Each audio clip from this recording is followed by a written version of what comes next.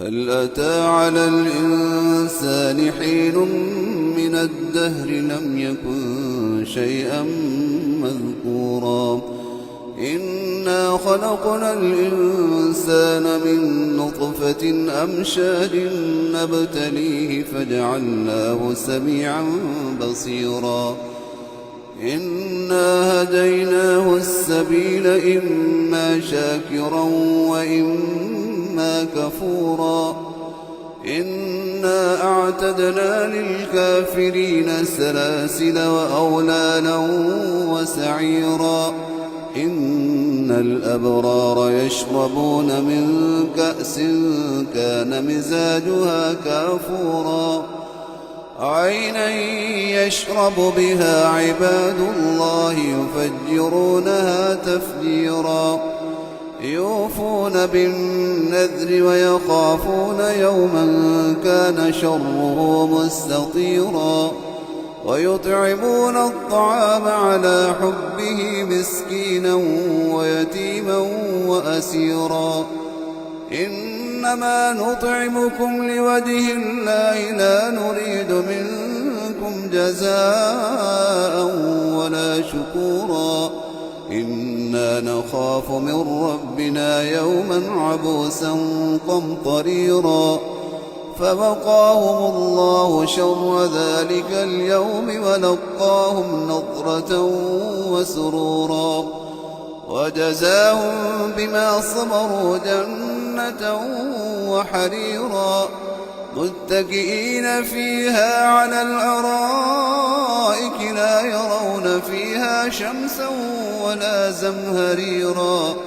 ودانية عليهم ظلالها وذللت قطوفها تذليلا ويطاف عليهم بآنية من فضة وأكواب كانت قوارير من فضة قدروها تقديرا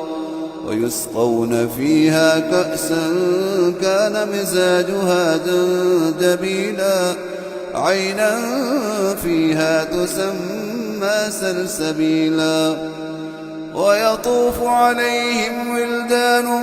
مخلدون إذا رأيتهم حسبتهم لؤلؤا منثورا وإذا رأيت ثم رأيت نعيما وملكا كبيرا عاليهم ثياب سندس خضر واستبرق وحلوا أساور من فضة وسقاهم ربهم شرابا طهورا إن هذا كان لكم جزاء وكان سعيكم مشكورا إنا نحن نزلنا عليك القرآن تنزيلا فاصبر لحكم ربك ولا تطع منهم آثما أو كفورا واذكر اسم ربك بكرة وأصيلا ومن الليل فاسجد له وسبحه ليلا طويلا إن هؤلاء يحبون العاجلة ويذرون وراءهم يوما ثقيلا نحن خلقناهم وشددنا أسرهم وإذا شئنا بدلنا أمثالهم تبديلا إن